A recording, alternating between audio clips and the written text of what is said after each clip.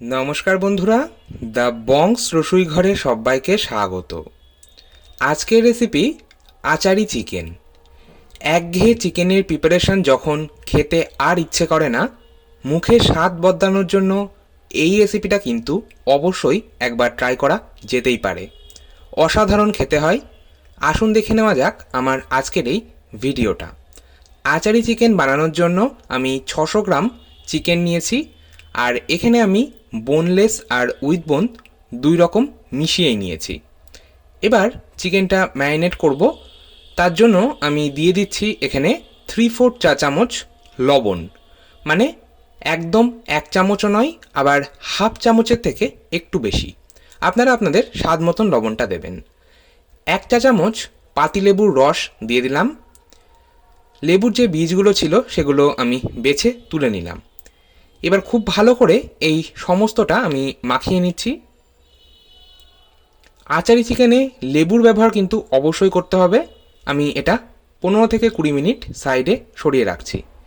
অন্যদিকে একটা মশলা তৈরি করব। তার জন্য একটা মিক্সিং জারের মধ্যে দিচ্ছি 1/2 ইঞ্চি আদা। আদাটা খোসা ছাড়িয়ে ছোট টুকরো করে নিয়েছি। দিচ্ছি রসুন, 10 থেকে 12 কোয়া রসুন দিচ্ছি। চিকেনে সবসময় আদার থেকে রসুনের পরিমাণটা বেশি ব্যবহার করা হলে স্বাদটা বেশি ভালো হবে। আর 5টা কাঁচা লঙ্কা দিলাম। ঝালটা আপনারা যে যেমন খেতে পছন্দ করেন সেই মতন দেবেন। 2 টেবিল চামচ জল দিয়ে এটার একটা মিহি পেস্ট তৈরি করে নিচ্ছি। দেখুন মশলা তৈরি, আমি সাইডে সরিয়ে রাখছি। এবার মূল রান্নাটা শুরু করব। তার জন্য কড়াইয়ে দিয়ে দিচ্ছি সর্ষের তেল। 2 টেবিল চামচ সর্ষের তেল দিলাম। আর এই চিকেনটা কিন্তু অবশ্যই সর্ষের তেলে করতে হবে, অন্য কোনো রকম কুকিং অয়েল ব্যবহার করা চলবে না।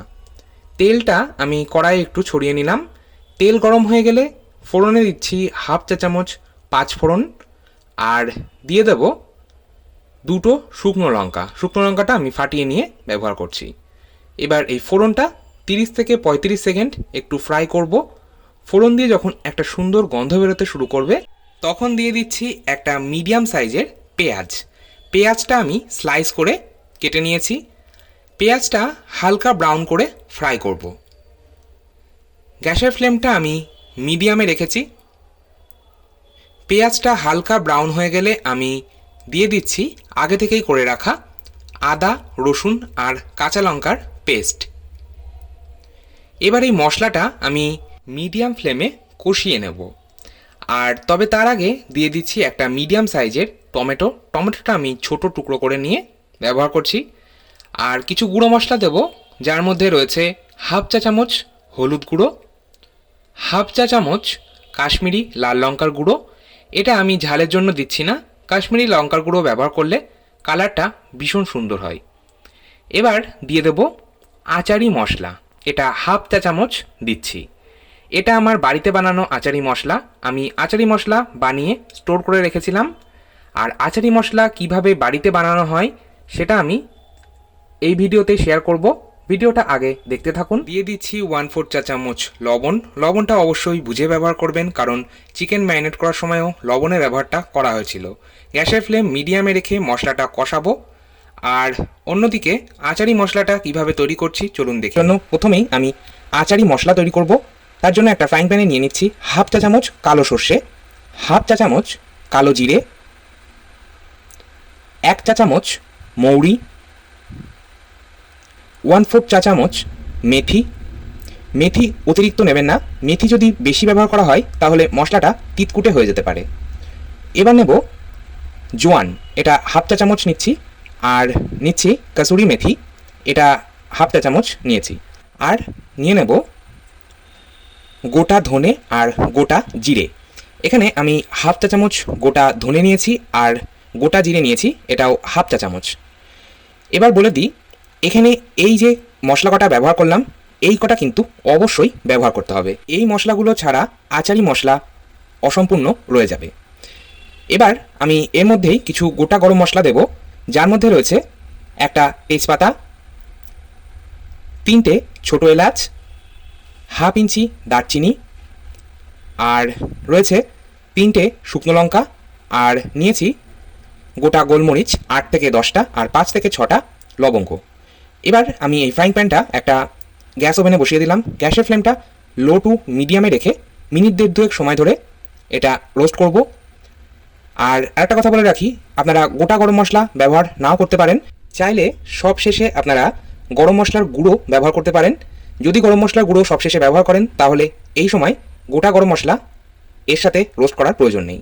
গ্যাসের ফ্লেমটা লো টু মিডিয়ামে রেখেই মশলাটা মিনিট 1.5 রোস্ট করে নিচ্ছি। মশলাতে যখন সুন্দর গন্ধ বেরোতে শুরু করবে আর কালারটাও হালকা চেঞ্জ হয়ে আসবে, তখন বুঝবেন মশলাটা রোস্ট করা হয়ে গেছে।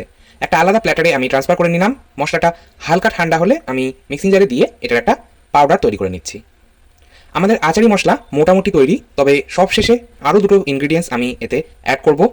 দিয়ে দিচ্ছি 1/4 চা চামচ হলুদ গুঁড়ো, আর দিয়ে দেব আমচুর পাউডার বা ড্রাই ম্যাঙ্গো পাউডার, এটা 1/4 চা চামচ দিচ্ছি।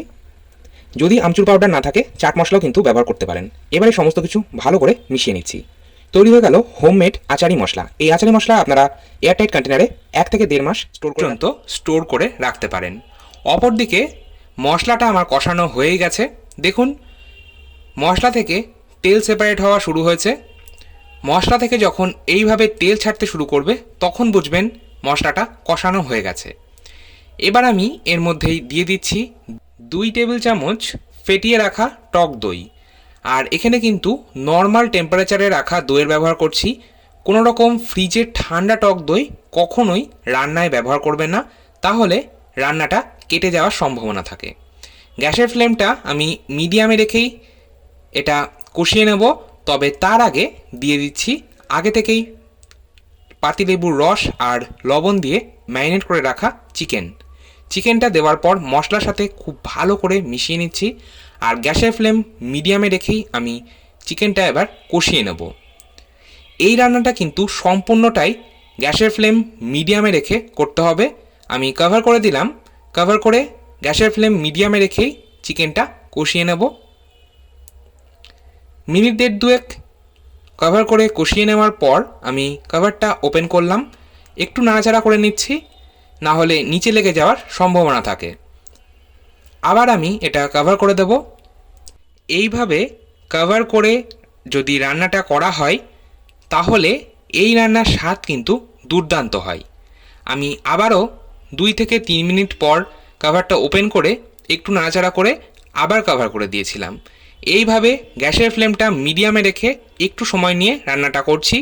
দেখুন 3-4 বার এইভাবে কভার করে চিকেনটা কষিয়ে নেওয়ার পর আমি ঢাকনাটা খুলে নিলাম। আর চিকেন থেকে কিন্তু যথেষ্ট পরিমাণে জল ছাড়তে শুরু করেছে। আলাদা করে কোনো রকম জলের ব্যবহার আমি এতে একেবারেই করিনি। 2টো কাঁচা লঙ্কা দিয়ে দিলাম। কাঁচা লঙ্কা কিন্তু আমি চিড়ে নিয়ে ব্যবহার করছি না, আস্ত কাঁচা লঙ্কা দিয়েছি। আর 4-5 কোয়া রসুন দিয়ে দিলাম।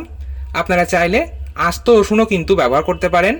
কাঁচা লঙ্কা আর রসুন যদি এইভাবে সব শেষে ব্যবহার করা হয়, এর স্বাদ এবং গন্ধ দুটোই ভীষণ ভালো হয়। দিয়ে দিচ্ছি আমার স্পেশাল হোমমেড আচারি মশলা, এটা আমি দিয়ে দিলাম 1 চা চামচ। এবার দিচ্ছি চিনি, এটা আমি হাফ চা চামচ দিচ্ছি।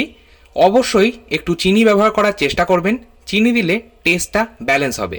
যেহেতু টক দই ব্যবহার করা হয়েছে, আবার পাতিলেবুর রসও কিন্তু চিকেনটা ম্যারিনেট করার সময় ব্যবহার করেছিলাম, তাই একটু চিনি দিলে টেস্টটা ব্যালেন্স হবে।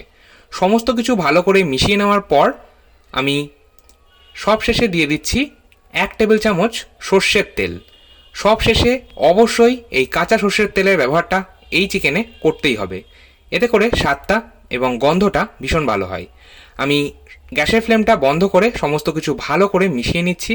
আর এটা কভার করে 10 মিনিট স্ট্যান্ডিং টাইমে রাখবো, তারপর গরম গরম সার্ভ করব। আর আমি কিন্তু এখানে কোনো রকম জলের ব্যবহার একেবারেই করিনি। আপনারা যদি গ্রেভিটা বেশি রাখতে চান সেক্ষেত্রে গরম জলের ব্যবহার করতে পারেন। 10 মিনিট পর সার্ভ করব। গরম গরম রুটি, লুচি, পরোটা কিংবা পোলাও, ফ্রাইড রাইস সব কিছুর সাথেই খেতে দুর্দান্ত লাগে। বাড়িতে ট্রাই করে দেখতে পারেন, আশা করছি ভালো লাগবে। ধন্যবাদ।